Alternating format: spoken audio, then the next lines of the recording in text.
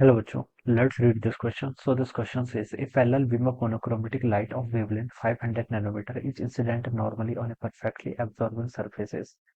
The power through any cross section of the beam is 10 watt. And part A में the number of photons absorbed per second by the surface. B part the force exerted by the light beam on the surfaces. Alright, force exerted बताना है. तो देखिए बच्चों, इस question का की concept आप क्या लिख सकते हैं. The key concept of this question is number of photons बताना है और फोर्स एक्सर्टेड यहाँ पर कैलकुलेट करके बताना है. ठीक है, तो क्या लिखेंगे इस क्वेश्चन का की कॉन्सेप्ट. इस क्वेश्चन का की कॉन्सेप्ट देखिए, ये देखिए बेसिकली क्वेश्चन तो आपका फोटो इलेक्ट्रिक इफेक्ट पर बेस्ड है. ठीक है, फोटो इलेक्ट्रिक इफेक्ट बोल सकते हैं. तो इस क्वेश्चन का ना बच्चों की कॉन्सेप्ट आप क्या लिखेंगे, ये आपका मॉडर्न फिजिक्स पर बेस्ड क्वेश्चन है. नंबर ऑफ फोटोन्स लिख लीजिए. चलिए पहला पार्ट नंबर ऑफ फोटोन्स लिख लीजिए, फिर फोर्स एक्सर्टेड भी लिख सकते हैं. ठीक है, तो देखिए बच्चों, एक सोर्स है. ठीक है, सोर्स से आपके फोटोन निकल रहे हैं. एक फोटोन की एनर्जी कितनी होगी, एक फोटोन की एनर्जी होती है आपकी, अगर लैम्डा वेवलेंथ है तो एच सी बाय लैम्डा.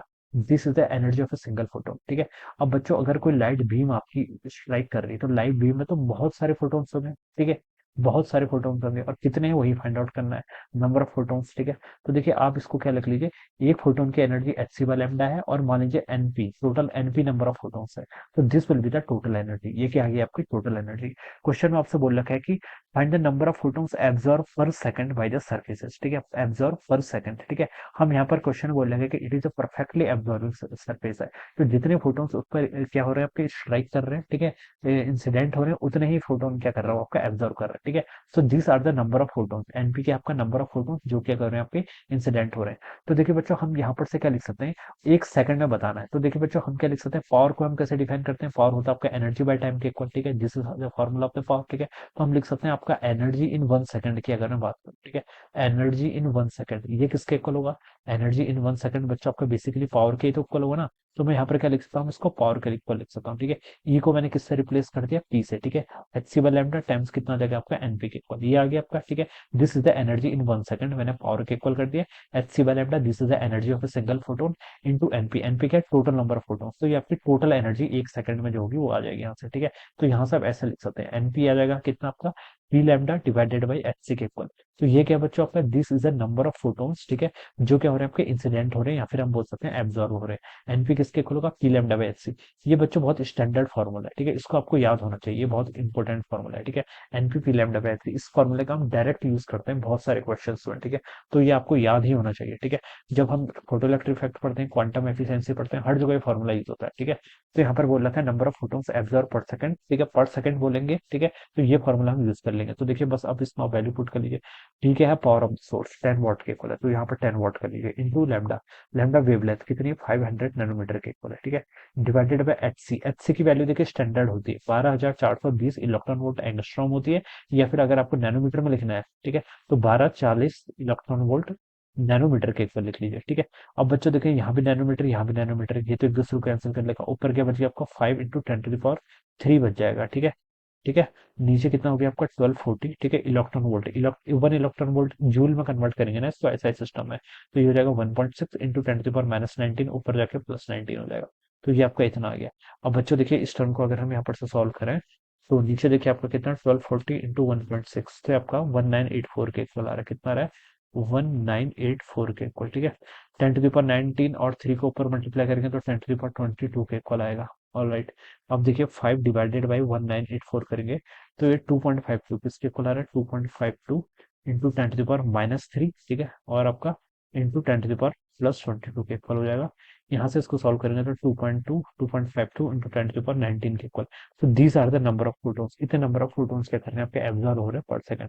तो ये तो बच्चों आपके ए पार्ट का आंसर हो गया. ए पार्ट में देखिए आपसे ये पूछा गया था. ठीक है, नंबर ऑफ फोटोन्स. ठीक है, तो इस तरीके से इसको कैलकुलेट करेंगे. सेकंड बोल रहा है कि force exerted by the light beam, force exerted बताना है. ठीक है, बच्चों देखिए कोई रेडिएशन आपका, ये आपकी कोई सरफेस है, इस पर आपका रेडिएशन स्ट्राइक हो रहा है, नॉर्मली हो रहा है, क्वेश्चन बोला गया. ठीक है, इंसिडेंट नॉर्मली. देखिए ये इसके पास क्या होगा, एच बाय लैम्डा. ठीक है, मोमेंटम देखिए जो फोटोन, एक फोटोन का मोमेंटम कितना होगा आपका एच बाय लैम्डा के इक्वल होगा, ठीक है। This is the momentum of a single photon. ये आपका एब्जॉर्ब हो रहा है, रिफ्लेक्ट नहीं हो रहा ना, एब्जॉर्ब। एब्जॉर्ब होगा तो देखिए बच्चों, ये तो आपका इंसिडेंट, ये आपका पीआई यानी कि आपका इनिशियल मोमेंटम है। एब्जॉर्ब हो जाएगा तो हम लिख सकते हैं फाइनल मोमेंटम जीरो के इक्वल हो जाएगा। अगर रिफ्लेक्ट होता तो फाइनल मोमेंटम आपका एच बाय लैम्डा होता है, एच बाय लैम्डा नहीं बच्चों, माइनस एच बाय लैम्डा होता है, क्योंकि फिर ये आपका ऐसे रिफ्लेक्ट होता तो मोमेंटम वेक्टर क्वांटिटी ना डायरेक्शन अपोजिट आ जाती। लेकिन ये एब्जॉर्प्शन का केस है तो आपका फाइनल मोमेंटम कितना होगा आपका जीरो के इक्वल हो जाएगा, ठीक है। और यहाँ से हम लिख सकते हैं पी फाइनल कितना होगा जीरो। हमें फोर्स निकालना है, फोर्स क्या होता है चेंज ऑफ मोमेंटम, ठीक है, डेल्टा पी। तो चेंज किसके इक्वल होगा एच बाय लैम्डा के इक्वल होगा, किसके इक्वल होगा एच बाय लैम्डा, ठीक है। The force exerted by the light beam on the surface, ठीक है, एक सेकंड में पता करना है। तो हम यहाँ पर से लिख सकते हैं, देखिए जो आपका फोर्स आएगा वो किसके इक्वल होगा चेंज इन मोमेंटम, जो कि आपकी H by lambda. So this is the change of momentum of a single photon. लेकिन यहाँ पर तो इतने नंबर ऑफ फोटोन स्ट्राइक कर रहे हैं एनपी के इक्वल। तो आप क्या कर लीजिए NP divided by delta T. Delta T आपका 1 सेकंड में हमने कैलकुलेट किया, तो टाइम को यहाँ पर 1 सेकंड कैलकुलेट करेंगे, ठीक है। तो अब बस यहाँ पर वैल्यू पुट कर लीजिए, एच कितना होता है बच्चों, एच बाय लैम्डा की वैल्यू पुट करनी है, एच आपको 6.63 इंटू 10⁻⁻34 पुट कर लीजिए, ठीक है। डिवाइडेड बाय लैम्डा, लैम्डा आपको गिवन कर रखा है कितना 500 नैनोमीटर के इक्वल, ठीक है, 10⁻⁹ आ जाएगा इंटू एनपी। अभी अभी आपने कैलकुलेट किया है नंबर ऑफ फोटोन्स, इतना हो जाएगा। बस अब इसमें यहाँ पर वैल्यूज पुट कर लीजिए, तो देखिए बच्चों कितना आएगा, ऊपर है आपका 6.63 इंटू 2.52 करेंगे तो आपका 16.70 के इक्वल हो जाएगा इंटू 10⁻⁻15 हो जाएगा, ऑलराइट। डिनोमिनेटर में आपका 500 इंटू 10⁻⁹ ठीक है, ये हो जाएगा। अब देखिए कितना आएगा 16.70 डिवाइडेड बाई 500 करेंगे तो ये आपका 0.00334 इंटू कितना 10⁻⁻5 प्लस 9 करेंगे तो आपको -6 के इक्वल हो जाएगा, ऑलराइट, ठीक है। ये आपका 3.34 हो जाएगा, अपने यहाँ से कितना हो जाएगा बच्चों 3.34, ठीक है, इंटू 1 to 10⁻⁸ के इक्वल आ जाएगा, ठीक है, इतना हो जाएगा, ठीक है। क्या था फोर्स, यूनिट क्या हुई न्यूटन में। So this would be the answer of the part B. ये आपके पार्ट बी का आंसर हो जाएगा, ठीक है। तो इस तरीके से बच्चों हम क्या करेंगे इस क्वेश्चन को solve. So I hope you all understood this concept. All the best and thank you so much.